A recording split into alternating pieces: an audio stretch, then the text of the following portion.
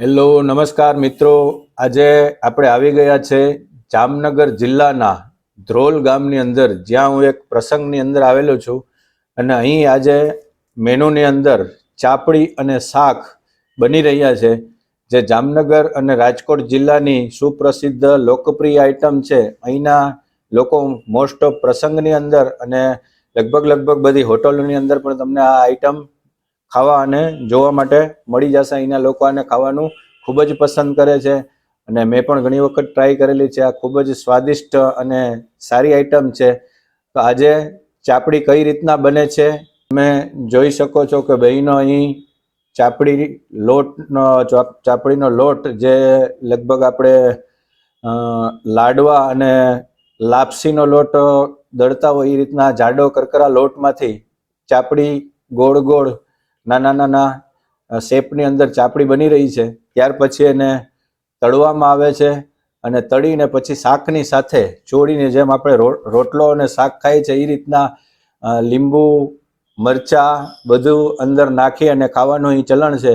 તો આગળ આપણે જોશું કે ચાપડી કઈ રીતના બને છે. એને ફ્રાય કરીને બનાવવામાં આવે છે. જોઈ શકો છો કે બનેલી ચાપડી અહીં એક બેન છે, એ ગરમા ગરમ તેલની અંદર તળી રહ્યા છે. ફ્રાય કરી અને એને મેં તમને અગાઉ કીધું એ પ્રમાણે શાકની સાથે દાળ બાટીને ખાતા હોય એ જ રીતના ચાપડીને ખાવાનું ચલણ છે. એ બધા લોકો પોતપોતાની રીતે ટેસ્ટ પ્રમાણે એમાં લીંબુ, ડુંગળી કે બીજું એક્સ્ટ્રા લસણવાળી ચટણી નાખીને પણ અલગ રીતે પોતાનો ટેસ્ટ લઈ શકે છે. અહીં તમે જોઈ શકો છો કે ગરમા ગરમ ચાપડી છે એ તૈયાર થઈ રહી છે. ચાપડી ફ્રાય થઈ જાય એટલે ખાવા માટે એકદમ રેડી પોઝિશનની અંદર આવી જાય છે. પછી આગળ એની અંદર કોઈ પ્રોસેસ બાકી રહેતી નથી. મિત્રો, તમે જોઈ શકો છો કે ગરમા ગરમ ચાપડી તેલમાં ફ્રાય થઈ અને ખાવા માટે એકદમ તૈયાર થઈ ગઈ છે.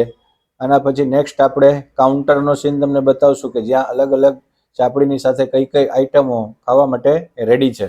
ગરમા ગરમ ચાપડી સાથે ગુલાબ જાંબુ અને રસાવાળું શાક, સલાદ, લીલી ડુંગળી, મરચા,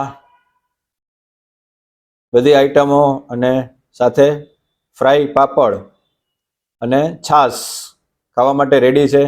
અહીં તમે જોઈ શકો છો કે નીચે આવેલા બધા મહેમાનો ભારતીય બેઠકની અંદર બેસી અને ગરમા ગરમ ચાપડી અને બાકીના જેટલા વ્યંજનો બનેલા છે એનો સ્વાદ માણી રહ્યા છે. અહીંના લોકોની આ ખૂબ જ મનપસંદ આઈટમ છે.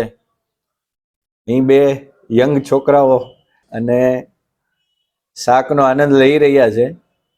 તો તમે પણ રાજકોટ કે જામનગર સાઈડ ક્યારેય પણ જાઓ તો આ આઈટમ ખાવાનું ભૂલતા નહીં.